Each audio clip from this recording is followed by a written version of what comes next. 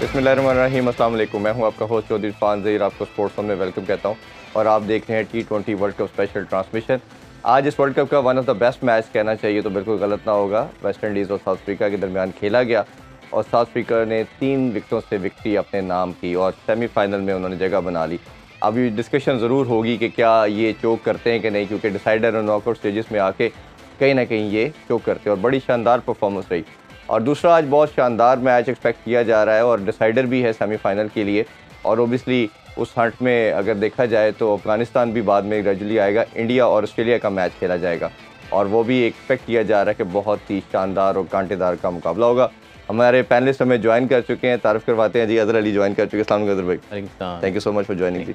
इजहार भाई, आपको भी वेलकम करते हैं शो में। Thank you ji. अदर भाई, इस वर्ल्ड कप के आज दोनों मैचेस यही था, एक्सपेक्ट किया जा रहा था कि one of the best matches होंगे और क्योंकि पूरा जोर लगेगा। नॉकआउट मैचेस हैं, एक किस्म का क्वार्टर फाइनल की हैसियत रखते थे। और जो कल भी हमने जिक्र किया दोनों ट्रांसमिशन के अंदर कि इस दफ़ा साउथ अफ्रीका थोड़ी सी डिफरेंट नज़र आ रही। चोक तो कोई भी टीम किसी टाइम भी कर सकती है, बट एक अच्छी चीज़ ये है कि कैप्टन बड़ा ज़बरदस्त है, पैनिक नहीं करता। दूसरी टीम का जो कम्बिनेशन भी हम देखें तो यूनाइटेड नज़र आती है और पीक कर रही है। क्रिकेट में बड़े इवेंट में किसी टीम का पीक करना राइट टाइम पे ये बहुत मैटर करता है और शायद कहीं ना कहीं मुझे लगता है शायद यही रीज़न बनी उनकी विक्ट्री में भी। आप कैसे समराइज़ करते हैं? नहीं, बिल्कुल। कल भी शाम को हम डिस्कस कर रहे थे क्योंकि ये वो टाइम आ गया है, क्योंकि आज का भी क्वार्टर फाइनल की तरह ही था, क्योंकि आज साउथ अफ्रीका हारती तो टूर्नामेंट से आउट थी। लेकिन जो पिछले क्लोज गेम्स गए हैं ना, बांग्लादेश के ख़िलाफ़ हो या नेपाल के इवन ख़िलाफ़ हो, उसमें जो सबसे चीज़ अच्छी देखने की थी वो मार्करम का काम रहना। क्योंकि इंग्लैंड के ख़िलाफ़ भी इवन जब ये डिफेंड कर रहे थे तो एक ओवर मेरे ख्याल 18 का लगा और एक 20 का लगा, तो फॉर बैक टू बैक। और उसमें भी मैंने देखा है कि वो बहुत ज़्यादा भागम दौड़ नहीं की उन्होंने और रिलैक्स रहे। बड़ी ऑब्वियसली टेंशन तो होती है, कोई भी कप्तान होगा उसको टेंशन होगी, लेकिन उसने रिएक्ट नहीं किया बहुत ज़्यादा जैसे पहले देखा जाता रहा है साउथ अफ्रीका के कैप्टन्स को, स्पेशली लास्ट 8-10 सालों के बड़े इवेंट्स के अंदर। इवन बड़े बड़े प्लेयर एबी डिविलियर्स जैसे भी नज़र आता था, उनकी परेशानी उनके चेहरे से नज़र आ रही होती थी, क्योंकि बड़ी बड़ी अच्छी टीमें साउथ अफ्रीका की वर्ल्ड कप्स में आई हैं। बड़ी बड़ी जब फेवरेट्स होकर वो टूर्नामेंट में आते हैं, लेकिन सेमीफाइनल, क्वार्टर फाइनल या फाइनल के पास आके वो जो है वो जीत नहीं पाते। तो वो एक एडेड प्रेशर जो हर दफ़ा वो कैरी करते हैं, अभी भी वो उसी जोन में जाने वाले हैं, अब सेमीफाइनल में पहुंच गए। तो वो लेकिन उन मैचेस में नज़र नहीं आया। और स्पेशली आज का मैच भी बैटिंग में थे। एक टाइम पे दोबारा वेस्ट इंडीज़ कम बैक कर चला था मैच में, लेकिन बड़ा कामली उन्होंने फिनिश किया गेम को। तो इट्स गुड साइंस। अभी तक टूर्नामेंट में उनके साइंस बेहतरीन है। और हमने पहले भी डिस्कशन की थी कि टूर्नामेंट जीतने के लिए इनको सिर्फ गेम बाय गेम उसको एंजॉय करें, उस चैलेंज को, और कोशिश करें अपना बेस्ट करें। रिज़ल्ट को अगर आप सोचेंगे यार पास में हम नहीं क्रॉस कर पाए, तो फिर इस दफ़ा भी नहीं क्रॉस कर पाएंगे। जब आप एक चीज़ को सोचते हैं ना, मैं एक छोटी सी मिसाल देता हूँ कि मेरे से ना पहले टेस्ट कैरियर के अर्ली में सेंचुरीज़ नहीं होती थी। तो मैं 70s 80s में आउट हो जाता था और फिर मैंने ये सोचना शुरू कर दिया यार मैंने 100 करना है, यार मैंने 100 करना है। तो वो मैंने अपने आप पे एडिड प्रेशर डाल लिया। फिर मैं कोई ना कोई अजीब सी हरकत कर देता था 70-80 पे जाके कि मेरे से 100 नहीं हुए पीछे। तो फिर डिस्कशन होती थी सीनियर प्लेयर्स के साथ, तो मिसबा भाई ने ये कहा मुझे कि यार तुम 100 की टेंशन ना लिया करो, जो जेन में आ रहा हो, जो इंस्टिंक्ट कैरी हो, उसको बस किया करो, तो ऑटोमेटिकली आपका 100 हो जाएगा। तो वह ऐसा करना अल्लाह का हुआ कि वेरी नेक्स्ट मैच में मैंने उसी तरह सोच से किया। और वो अलग बात है 90s में जाके फिर मैंने सोचना शुरू कर दिया। लेकिन ये है कि किसी हद तक मैंने उस चीज़ को नलिफाई किया कि यार मैंने सिर्फ प्रोसेस पे यकीन रखना है और अपनी जो चीज़ मेरे सामने है मैंने उसको बेहतर तरीके से करना है। तो आई थिंक वो ऑटोमेटिकली आपकी चीज़ें हो जाती हैं। तो आई थिंक कि जो चैंपियंस ट्रॉफी की इंडिया वाला मैच भी हम डिस्कशन कर रहे थे, मैं और सरफराज, कि भी हमने अपना गेम खेलना है, बस बाकी रिजल्ट देखी जाएगी। तो इनका भी आई फील कि अगर ये प्रोसेस रखेंगे, स्किल्स भी हैं इनके पास, पोटेंशियल है, स्पिनर्स भी हैं, फास्ट बॉलर्स भी हैं, बैटर्स भी हैं, पावर हिटर्स भी हैं, तो ये दे हैव गॉट एवरीथिंग। बस ओनली थिंग कि यार आपने इसको कंप्लीट परफॉर्मेंस के में कैसे लेके आना है, कि प्रोसेस पे यकीन रखें और एक गेम को चैलेंज को एंजॉय करते रहें, हर सिचुएशंस को। उस टाइम पे जो प्रेजेंट सिचुएशन है ना, उसको जीतने की कोशिश करें, एंड रिजल्ट आपकी फेवर में ऑलरेडी आ जाएगा। बिल्कुल। और अगर थोड़ी सी बात करें तो Shamsi man of the match रहे, 3 खिलाड़ियों को उन्होंने आउट किया किस तरह देके। टीम में कंसिस्टेंट चांस नहीं दिया जा रहा, उनको किसी मैच में खिलाया जाता है किसी में नहीं। कंसीडरिंग दिस के विकेट स्पिनर को मदद दे रही थी ये चांस मिला। फिर प्लस जिस तरह की उन्होंने बॉल को ग्रिप और स्पिन किया वो बहुत शानदार थी। ये जो कम्बिनेशन अब बनता चला जा रहा है, आपको लगता है कि ये आइडियल है? क्योंकि हमने बैट्समैन को देखा कि उन्होंने काफ़ी रन्स भी दिए, वेवर्ड भी थोड़े होते थे एट टाइम्स। या दूसरा आपको लगता है कि इनके कैप्टन ने जो माइंड सेट है, जो गेम अवेयरनेस है, वो उनकी विक्ट्री में रीज़न बन रही है? देखिए, शम्सी बॉलर ही इस तरह के हैं कि when he is on song he is very difficult to play against. I think जो उनको ड्रॉप किया गया उसमें वही जो यूएसए के ख़िलाफ़ उनको थोड़ा मार ज़्यादा पड़ी थी, तो इस हवाले से उन्हें जो पिछला मैच था साउथ अफ्रीका ने उसको ड्रॉप किया। तो अदरवाइज़ जब when he is on song, when he is getting the right length और जो उनके पास वेरिएशंस हैं उनको और थोड़ी बहुत पिच से भी मदद मिल रही हो, तो इस सिचुएशन में वो ना सिर्फ स्कोर रोकते हैं बल्कि विकेट्स भी लेते हैं। तो इस तरह की सिचुएशन में शम्सी का क्लिक करना is a very good sign for South Africa. लेकिन चैलेंज ये है कि क्या वो इस तरह की परफॉर्मेंस जो उन्होंने कल वाले मैच में दी उसको वो कंटिन्यू करेंगे आगे टूर्नामेंट में, कि सेमीफाइनल में या फाइनल तक जाते हैं तो उसको कंटिन्यू कर सकते हैं, कंसिस्टेंटली कर सकते हैं कि नहीं। तो एक तो ये चीज़। दूसरा, मुझे लगता है कि जो साउथ अफ्रीका की ये टीम है, शायद जितनी इनकी पास्ट में टीम्स रही हैं उतनी स्किल वाइज या टैलेंट वाइज उतनी अच्छी नहीं है जितनी इनकी माजी की टीम्स रही हैं, जिसमें ए बी डिविलियर्स थे या फाफ डू प्लेसी थे या बॉलिंग में भी बेहतर प्लेयर्स थे, या उससे पहले जाते हैं जब हैंसी क्रोनिये थे या लांस क्लूजनर थे, शॉन पॉलक थे। उससे अगर कंपैरिजन करें तो उतनी ज़्यादा स्किल वाइज ये टीम उनके कैलिबर के भी मैं समझता नहीं है। लेकिन जो इनके अंदर ग्रिट है, रेजिलियंस है और कामनेस अंडर प्रेशर है, वो अभी तक तो इस टूर्नामेंट में इनको एप्टमाइज़ किया है, उन्होंने इस चीज़ को एप्टमाइज़ किया। अब मेरे ख्याल में डिसाइसिव मैच था सवाए श्रीलंका के मैच के, जिसको इन्होंने श्रीलंका को डोमिनेट किया, उसके अलावा जितने भी इनके मैचेस हुए इस टूर्नामेंट में वो बड़े नेक टू नेक गए हैं। 6 में से 4 मैच इनके इसी तरह ही लास्ट मोमेंट पे आए, नेक टू नेक ही गए हैं। चाहे श्रीलंका वाला मैच था जिसको इन्होंने डोमिनेट किया, उसके अलावा नेपाल था, नेदरलैंड्स का, जितने भी मैचेस थे, बांग्लादेश के भी था, वो टाइट गए हैं। कोई बहुत इन्होंने ओवरली डोमिनेट नहीं किया किसी टीम को। उससे एक तो इनके अंदर रेजिलियंस आ गई, इस टीम के अंदर बैटल हार्डन हो गए हैं। टफ सिचुएशन जब निकल के जब आप डोमिनेट करके जीतते हो तो शायद इस तरह आपका नर्व्स आप टेस्ट नहीं होती, लेकिन जब आप इस तरह के टाइट मैचेस होते हैं तो आपकी कंटिन्यूसली जब आप अपने आप को नर्व्स को टेस्ट कर रहे होते हो तो इससे आपका आप अंडर प्रेशर कैसे परफॉर्म करते हो ये चीज़ रिफाइन हो रही होती है। तो इस टूर्नामेंट में साउथ अफ्रीका को ये एडवांटेज मिला है। मुझे ताज्जुब इस बात पे आता है कि वेस्ट इंडीज़ ने रॉस्टन चेज को पहले ओवर क्यों नहीं दिया। वो जब उनको मैच का 12वां ओवर दिया गया और 17 ओवर का मैच था, उस पर भी उन्होंने 3 ओवर्स कराए, 12 रन में 3 विकेट्स ली। अगर वो उन्हें पहले गेम में लेके आते तो शायद वो ज़्यादा प्रॉब्लम्स क्रिएट कर सकते हैं साउथ अफ्रीका के लिए। साथ ही साथ मैं समझता हूँ जो इस साउथ अफ्रीका की इनिंग्स में जो डिसाइसिव ओवर था, वो जो मोती को क्लासन ने 20 रन किए हैं, उससे पहले साउथ अफ्रीका वेस्ट इंडीज़ कहीं ना कहीं गेम में दे वर इन द गेम, लेकिन उस ओवर में वो मेरे ख्याल 7वां ओवर था, उससे पहले 7वां या 8वां ओवर था, 50 रन चाहिए थे, 50 रन पे थी साउथ अफ्रीका।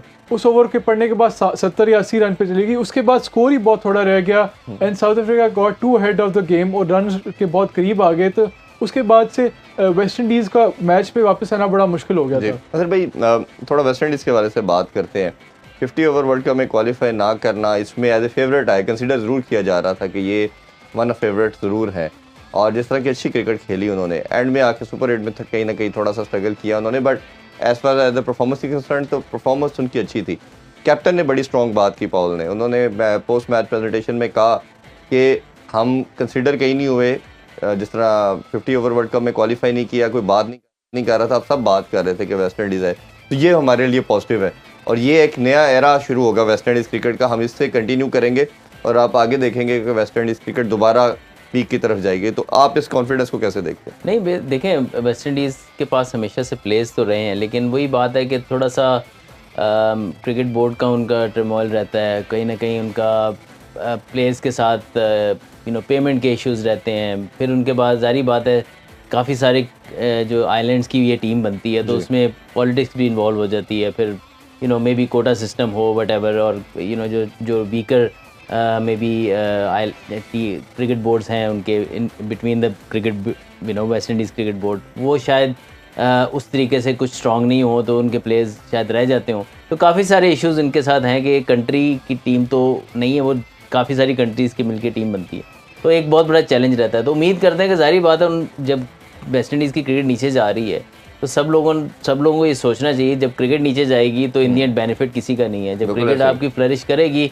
तो सबका ही बेनिफिट होगा, सारे क्रिकेट बोर्ड्स का बेनिफिट होगा। तो आई फील कि ये चीज़ अगर उन्होंने समझ ली है तो इंशाल्लाह मैं उम्मीद करता हूँ कि आगे देखेंगे कि वेस्ट इंडीज़ की क्रिकेट बेहतर होते हुए नज़र आएगी। और कॉन्फिडेंट ये सारी लीगों में तो खेलते हैं, टॉप लीग्स जितनी भी हैं उसमें वेस्ट इंडीज प्लेयर्स होते हैं।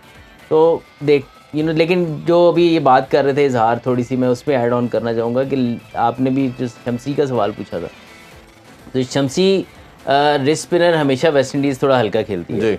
तो अगेन इस मैच में नज़र आया कि रिस्ट स्पिनर ने प्रॉब्लम क्रिएट की, क्योंकि पिच ऐसा फेवरेबल था स्पिनर को थोड़ा, क्योंकि रॉस्टन चेज को लेट लेके आए। कोई भी फैक्टर हो सकता है कि वो राइट हैंडर्स हों, उन्होंने कहा होगा यार इसको पढ़ सकती हैं, तो लेफ्ट आर्म स्पिनर को उन्होंने चूज़ किया हो, लेकिन उसको भी लग गई।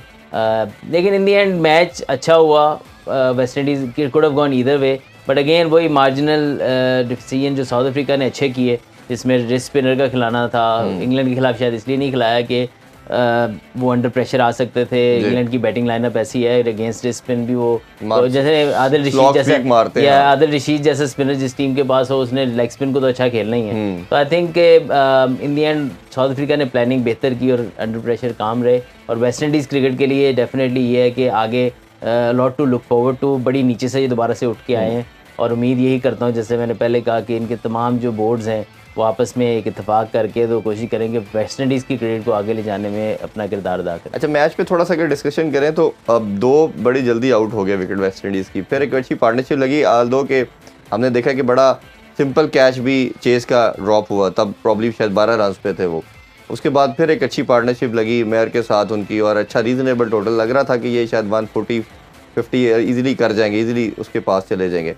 क्या आपको लगता है डिसाइसिव मोमेंट क्या था इस मैच में जहाँ पे साउथ अफ्रीका ने कम बैक करके मैच ग्रिप में किया? देखिए, जब इस क्रिकेट में पार्टनरशिप्स बहुत ज़रूरी हैं। जब भी पार्टनरशिप स्पेशली अप टॉप नहीं लगेंगी तो कहीं पे भी आपको, अगर कहीं पे भी विकेट गिरेगी तो आप अंडर प्रेशर ही रहेंगे। तो आई थिंक कि जो ऊपर से specially team like south Africa अगर ऊपर से विकेटें अर्ली गिर जाती हैं, और फिर जहाँ पे भी रॉस्टन चेज ने बहुत ज़बरदस्त बैटिंग की, अगेन इस फाइंड है वेस्ट इंडीज़ के लिए इस टूर्नामेंट की। तो मैं पर्सनली भी, जब भी विकेट गिरी है वेस्ट इंडीज़ ने, वो जो 10 से 20-25 रन का जो है ना, वो जो फ़र्क यही पड़ा है कि बड़ी पार्टनरशिप ज़्यादा नहीं लगी, छोटी छोटी पार्टनरशिप लगी है। एक रॉस्टन चेज और मायर की लगी है, उसके अलावा कोई खास नहीं है। आंड्रे रसल बड़े डेंजरस लग रहे थे। आई थिंक रन आउट मेरा ख्याल है बहुत वो अगर खड़े रह जाते तो आई थिंक के वो तो एक ओवर में 20-25 रन कर सकते हैं। तो आई थिंक कि वो बहुत चार्ज करना शुरू कर भी दिया था उनका आउट होना वहाँ पर। अगेन साउथ अफ्रीका आज अंडर प्रेशर जो है, सिवाय एक अगर कैच की, तो फील्डिंग नॉर्मली वो उनकी फील्डिंग से आइडिया हो जाता है कि कितने वो ज़्यादा पैनिक कर रहे हैं, लेकिन ना उनकी बैटिंग में आज ज़्यादा पैनिक नजर आई, ना उनकी फील्डिंग में। बिल्कुल ऐसा है। अभी इसी बात पे जी छोटा सा ब्रेक लेते हैं, ब्रेक से वापस आके डिस्कशन को यहीं से कंटिन्यू करेंगे, हमारे साथ रहिए। Welcome back in sports on, आप देख रहे हैं T20 world cup special transmission. इज़हार भाई, जैसे अजहर भाई से पूछा, मैच में कई मूवमेंट ऐसे आए कि शिफ्ट हुआ और पेंडुलम कभी एक साइड की तरफ फिर दूसरी साइड की तरफ जाता था। आपकी नज़र में क्या की मूवमेंट थी? जैसे अजहर भाई की अकॉर्डिंगली तो रसल का आउट होना था, आप क्या समझते हैं? मेरे ख्याल में जो शमसी और केशव महाराज का स्पेल था ना मिडिल ओवर्स में, that was the decisive moment और या टर्निंग पॉइंट। उनने ऐसी बॉलिंग की कि जिस तरह की फ्लुएंसी या रिदम से या जस्ट डिस्ट्रक्टिव मैनर से वेस्ट इंडीज़ बैट्समैन हिटिंग करते हैं, उस तरह का उन्होंने उन्हें बनाने दिया। बीच में कोई पार्टनरशिप भी लगी तो वो कोई इतनी बहुत ही डिस्ट्रक्टिव किस्म की पार्टनरशिप नहीं बनी, और उन्होंने राइट मोमेंट पे विकेट्स लेते गए वेस्ट इंडीज़ से। इस हवाले से जो एक इनिंग्स का रिदम होता है वो बिल्कुल भी वेस्ट इंडीज़ नहीं अचीव कर सके, और जो टारगेट था वो जिस तरह के ग्राउंड था इससे उन्हें ज़्यादा करना चाहिए था। बिल्कुल। अच्छा भाई, एक बड़ी डिबेट होती है, ओबियसली आप भी एज ए एनालिस्ट बैठे हैं, और हमारे एक्स क्रिकेटर जितने भी हैं वो सब बड़ी तनकीद भी आजकल, ओबियसली टीम ने बुरा परफॉर्म किया हुआ है आजकल, तो मौसम है ना, मौसम है, हर बंदा भी कह रहा है और प्लेयर्स भी बहुत कह रहे हैं। हाँ जी, लेकिन एक है हेल्दी क्रिटिसिज्म बेटरमेंट के लिए, एक है कि सिर्फ for the sake of criticism, ये करना ही करना है, रगड़ा देना तो दे ही जाना है, फर्क होना चाहिए। अच्छा, कुछ ऐसे होता क्या है कि क्रिटिसिज्म होता है, आपको बोलते हैं जॉब मिलती है बोर्ड में, आपकी सारी बातें ख़त्म हो जाती हैं और आप यस मैन बन जाते हैं। चले नाम लेना नहीं चाहिए, ले भी लेते हैं। जैसे वहाबरे आज पहले लास्ट वर्ल्ड कप में थे, बहुत बात की, आके उसी सिस्टम का पार्ट बने। अब्दुल रज़ाक साहब बहुत बात करते थे, इवन प्रेस कॉन्फ्रेंस में उनसे क्वेश्चन हुआ तो आप तो बाबर की कैप्टनसी के अगेंस्ट थे, तो आपने बाबर को इंडोर्स किया as a selection committee. Even Mohammad Yousuf भी किसी जगह पे एट टाइम्स बात करते थे कैप्टनसी पे, वो भी सेक्शन कमेटी का पार्ट थे। खुद वहाब रियाज ने बहुत बात की थी। तो ये 3 प्लेयर तो 6 में से ये हो गए तो जो तनकीद करते थे। कहने का मकसद ये है कि ये बात करना और जब जो मिल जाना फिर यस मैन बन जाना और फिर कोई बात ना करना, ये फिर कितना अफेक्ट करता है गेम को, क्योंकि आप जब गिरे होते हो तो आपने हेल्दी क्रिटिसिज्म के साथ उठाना होता है चीज़ों को। देखिए मैं ये समझता हूँ कि यार हर बंदा यस मैन नहीं बन जाता। कुछ अपने डोमेन में रहते हुए वो बेहतरीन जॉब कर रहे होते हैं, लेकिन वो बात ये कि जहाँ पे आप जिस चीज़ को आप मेंशन कर रहे हैं उस चीज़ पे कम से कम इम्प्लीमेंट फिर ज़रूर होना चाहिए जी। और दूसरी चीज़ ये है कि ज़ाहिर बात है जब आप टीवी पे बैठे होते हैं आपके ऊपर वो जिम्मेदारी नहीं होती जो आप क्रिकेट बोर्ड में होते हैं, तब आप अंडर कॉन्ट्रैक्ट भी आ जाते हैं, फिर आपने उस चीज़ को। लेकिन मैं ये समझता हूँ कुछ तो लोग टीवी पे बैठ के कमेंट्स करते हैं, उन्होंने सारे क्रिकेटर की रिस्पेक्ट एक ही जगह, लेकिन एट टाइम्स उनको लगता है कि जब तक वो क्रिटिसाइज़ नहीं करेंगे उनकी बात कोई नहीं सुनेगा। तो आई फील ये नहीं होना चाहिए कि आप अपनी बात ठीक करें। ये ज़रूरी नहीं है कि कौन आपको सुन के खुश हो रहा है, कौन सुन आपका अंदर से फीलिंग आनी चाहिए कि आपने बात ठीक की है। ठीक, ये ना फीलिंग आए हाँ आई है कि नहीं, व्यू आया कि नहीं आया, तो वो वाला चीज़ नहीं आनी चाहिए। दूसरी चीज़ ये है कि जब आप जाएं, आपके बताने का बड़ा मज़ा है। तो आप जब आपने क्रिकेट खेली हो, आप जब जाएं क्रिकेट बोर्ड के अंदर, तो एक एम होना चाहिए आपका कि am I making any difference. अगर मैं डिफरेंस नहीं क्रिएट कर रहा या मैं कंट्रीब्यूट नहीं कर रहा towards betterment of Pakistan cricket, तो मेरे वहाँ होने का कोई फ़ायदा नहीं। देखिए पैसा, अगर आपने क्रिकेट अच्छी खेली है ना, पैसा आप कमा लेंगे, तो आपको ये फिक्र नहीं होनी चाहिए कि यार देखिए आप कहीं पे भी जॉब करें, आपको एंजॉय तभी करते हैं जब आप उसमें उस काम को अच्छे तरीके से कर रहे हो। अगर आप सिर्फ डे टू डे बेसिस पे अपना, वो कहते हैं ना पंजाबी में, टपटी टपा रहे हैं कि यार चलो मेरी नौकरी रह रही है और मैं करी जा रहा हूँ, तो वो सूट नहीं करता क्रिकेटर ऐसे को जिसने बहुत ज़बरदस्त क्रिकेट खेली हो।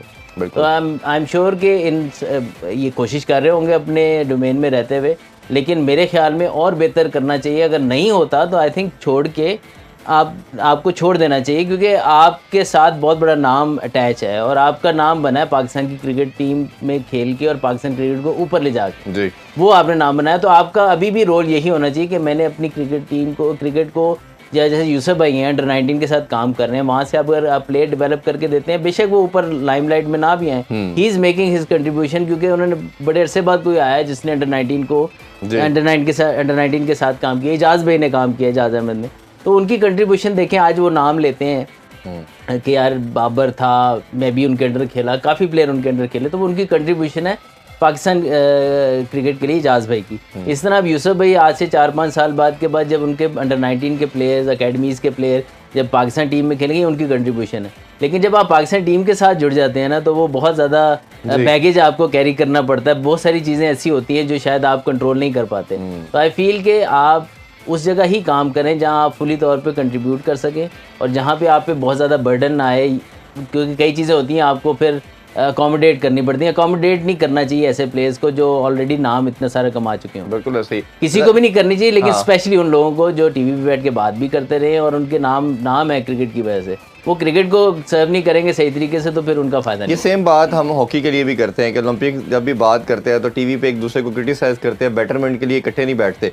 अभी ये समहाउ क्रिकेट के साथ भी एसोसिएट होना शुरू हो गया, क्योंकि वन स्पोर्ट नेशन है, पूरी नेशन क्रिकेट पे बात सुनना भी चाहती है, देखना भी चाहती है, और जिस तरह हर चैनल पे ट्रांसमिशन भी हो रही है।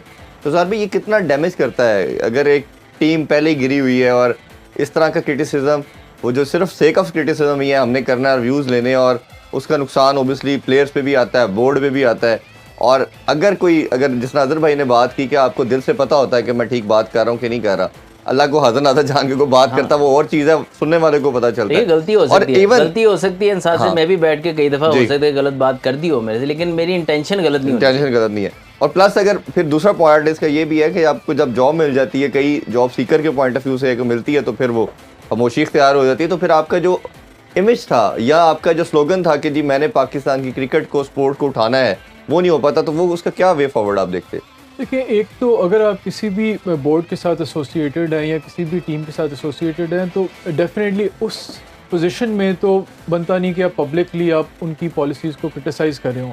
विद इन मीटिंग्स, जो अंदर जो मीटिंग्स होती हैं, विद इन मीटिंग्स या आप हायर मैनेजमेंट से विद इन जब आप उनसे डिस्कशन करते हैं उसमें हो सकता है जो हमारे खिलाड़ी हीरोज़ एसोसिएटेड हैं बोर्ड के साथ या टीम के साथ, वो अपना डिसएग्रीमेंट भी और अपना व्यू भी बड़ा स्ट्रांगली देते हो। इस सिनेरियो में अगर नहीं भी देते हो तो मेरा ख्याल है कम से कम उन्हें जो अपना व्यूज़ हैं या अपनी डिसएग्रीमेंट हैं या अपना जो चाहते हैं कि चेंजेस होनी चाहिए या कोई चीज़ गलत हो रही है उस पर उनके ऑब्जेक्शंस हैं, उसको एटलीस्ट अपने विद इन जो मीटिंग होती है बोर्ड के अंदर हायर मैनेजमेंट के साथ उसमें बड़ा स्ट्रांगली एयर करना चाहिए। दूसरा एक टेंडेंसी है मेरे ख्याल में अज़हर भाई इस पर और ज़्यादा बेहतर कर सकते हैं कि जो हमारे एक्स क्रिकेटर्स हैं उनकी एक टेंडेंसी है कि वो कोशिश करते हैं कि उन्हें कोई बोर्ड के साथ कोई ना कोई पोजीशन मिलती रहे, और जब वो पोजीशन मिल जाती है तो वो इस तरफ नहीं सोचते कि क्या उस हवाले से वो कंट्रीब्यूशन कर रहे हैं कि नहीं करें टीम की बेटरमेंट के लिए। मेरे ख्याल में अगर कोई ऐसी पोजीशन है जिसमें उनके पास जो रिक्वायर्ड फ्रीडम नहीं है या रिक्वायर्ड इनिशिएटिव नहीं है, रिक्वायर्ड रिस्पॉन्सिबिलिटी नहीं है कि जिसकी बेसिस पे वो कोई मीनिंगफुल डिफरेंसेस कर सकते हैं, बेहतरी लेके आ सकते हैं, तो उन्हें ऐसी बीइंग जो उनका स्टैंडर्ड है, जो उनका कैलिबर है, उनको ऐसी पोजीशन लेनी नहीं चाहिए और उसको डिनाई कर देनी चाहिए। दूसरा मेरा एक है नॉट जस्ट विद कोचेज या एक्स क्रिकेटर्स, हमारा मीडिया का डिस्कोर्स भी इस तरह का है कि नैरेटिव भी इस तरह का है कि हम ज़्यादा जो डिस्कशन करते हैं, जो हमारा फोकस रहता है वो मेन हमारी फर्स्ट टीम है और चाहे स्क्वाड है। तो बाकी आपके क्रिकेट का जो चीज़ें हैं जो which is part and parcel of our cricket, चाहे जैसे का आपका डोमेस्टिक सिस्टम है या आपकी अंडर 19 के लेवल्स हैं, उस पर उतनी तवज्जो नहीं दी जाती, मीडिया भी उन पर कोई इतना फोकस नहीं करता।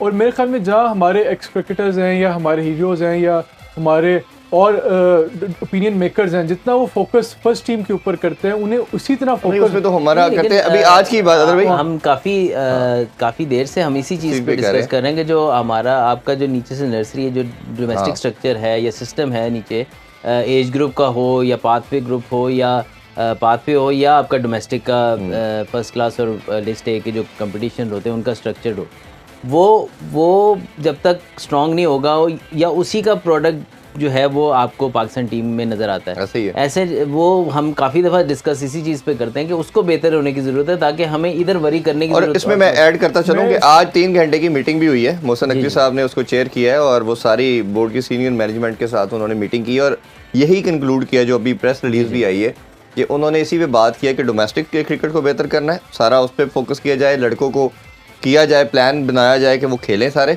और दूसरा उन्होंने क्लब क्रिकेट के हवाले से बात की कि क्लब क्रिकेट को रिवाइज किया जाए, उसके मैचेस ज़्यादा करवाए जाए। तो ये एज ए क्रिकेटर आप कितना समझते हैं इंपॉर्टेंट है ये चीज़? देखिए मेरे ख्याल में ये बहुत अच्छा साइन है। ऑब्वियसली इसका इम्प्लीमेंट जब होगा तो और जब अच्छा लगेगा ये चीज़। लेकिन एक चीज़ मैं यहाँ पे बताना ज़रूर चाहूँगा, खुर्रम नियाज़ी जो डायरेक्टर डोमेस्टिक हैं, इन्होंने जब चेंज भी हुआ था जो हमारा स्ट्रक्चर जिसमें सेंट्रल पंजाब ये एसोसिएशंस आई थी, सेंट्रल पंजाब, नॉर्दर्न और ये उस सेंट्रल पंजाब के वो हेड थे, तो उन्होंने उस टाइम पे भी बहुत सारी क्रिकेट कराई थी और अभी भी उनके बड़े ज़बरदस्त प्लान्स हैं और मैं उम्मीद करता हूँ कि वो इम्प्लीमेंट कर पाएंगे। और he is a doer, basically he wants to do और आई एम श्योर कि वो करने में कामयाब हो जाएंगे। लेकिन अगेन उनको उस तरह की फ्रीडम मिलनी चाहिए क्योंकि और साथ गाइडेंस भी मिलनी चाहिए, क्योंकि एक बंदा करना भी चाहता है और उसको गाइडेंस भी अगर राइट मिले तो मेरे ख्याल में एक तो उनके अपने विजन्स बहुत अच्छे हैं और वो कोशिश ये करते हैं कि वो जो टॉप क्रिकेटर्स रहे हैं आपके, उनके साथ मशवरा करके उनको उनसे बात करके वो काफ़ी चीज़ें करते हैं। तो आई एम श्योर कि वो करने में कामयाब ज़रूर हो जाएंगे।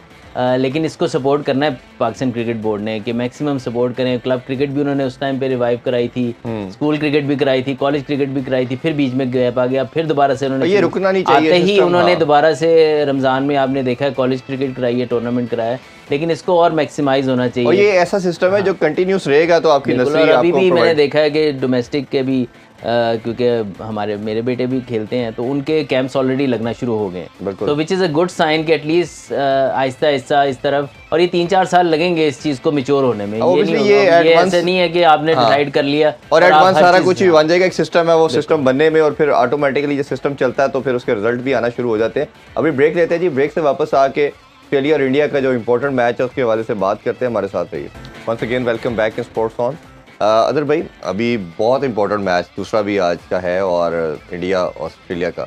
ऑस्ट्रेलिया ओबियसली जिस तरह आपने भी पहले कहा कि वो एक ज़ख्मी शेर की तरह वो आएंगे, वुंडेड हैं ओबियसली, उन्होंने अटैक करना है और उनकी अप्रोच भी यही है। और हमने कल भी ये बात की कि इंडिया वो साइड है जिसको शायद हमें लगता है कहीं ना कहीं अगर वो किसी से स्केर्ड कहना चाहिए या रोकती है वो ऑस्ट्रेलिया है, तो क्या दोनों की अप्रोच होगी? ऑस्ट्रेलिया ओबियसली बड़े मार्जिन से कोशिश करेगा जीतने का ताकि रन रेट की दौड़ में भी वो ऊपर है। इंडिया का सिर्फ यही कोशिश होगी सिर्फ जीत जाए, तो कौन सी टीम आपको फेवरेट लगती है? देखिए दोनों टॉप की टीमें हैं और इवन दो अफ़गानिस्तान से ऑस्ट्रेलिया हारी है, बट ऑस्ट्रेलिया को वर्ल्ड कप में जब मस्ट विन गेम्स होते हैं तो ऑस्ट्रेलिया का जो कि जिसको कहते हैं ऑस्ट्रेलिया अपने असल रूप में आ जाती है। तो मुझे लगता है कि मैच बड़ा कांटेदार होने वाला है। अगर ये कहें कि मुझे लगता है ऑस्ट्रेलिया को सिर्फ ये मैच जीतना है। अगर वो बहुत ज़्यादा ओवर करने के तो ये नेवर नो, और विकेट सेंट लूसिया का अच्छा होता है, बड़ा टोटल करने में काम आ सकता है, लेकिन मेरे ख्याल में उनको फोकस करना चाहिए। ये बहुत ज़्यादा इमेजिन ना करें कि बांग्लादेश कल क्या करेगी, जो अफ़गानिस्तान कितने मार्जिन से बांग्लादेश को हरा लेगी। आई थिंक कि इंडिया जैसी टीम के अगेंस्ट आप बहुत बड़े मार्जिन से जीतने जाओ तो आपको मैच आपके अगेंस्ट भी जा सकता है। तो I think but just play do the process match जीतने के लिए, और अगर आपको अपॉर्चुनिटी मिले तो ऑस्ट्रेलिया कोशिश करे कि थोड़ा बड़े मार्जिन से जीत जाए, और बड़ा margin against India 30-35 run is a very decent margin. और अगर आप इतने रन से या अगर 1.5-2 ओवर पहले स्कोर कर लेते हैं तो that is enough in T20 cricket, और फिर अफ़गानिस्तान को भी डिसेंट मार्जिन से जीतना पड़ेगा अगेंस्ट बांग्लादेश। आई थिंक कि अच्छा मैच होगा, दोनों टीमें एक दूसरे को मार सकती हैं। एज वर्ल्ड कप में जाके जो स्मॉल मार्जिन की बात आती है ना, तो वो ये इस तरह के मैचेस होते हैं, इनमें स्मॉल मार्जिन की गेम है कहीं जिसको भी जो भी कैपिटलाइज कर गई वो जीत जाएगी। बिल्कुल। अज़हर भाई, आपका क्या टेक है कि ओबियसली दोनों ने एक मस्ट विन सिचुएशन में आ चुकी हैं, आल दो एक पॉसिबिलिटी फिर भी रहेगी, कल का मैच भी दोनों टीमें देखेंगी क्या बनता है, बट एक स्केयरनेस तो है कि अफगानिस्तान कुछ भी कर सकती है। बड़ी अनप्रडिक्टेबल परफॉर्मेंस उन्होंने ज़बरदस्त किस्म की दी है। क्या अप्रोच होनी चाहिए? सेंट लूसिया की जो पिच है वो मुझे लगता है कि अच्छी बैटिंग विकेट है, जितनी भी वेस्ट इंडीज़ की हमने पिचेस देखी बड़े हाई स्कोरिंग रन होते हैं।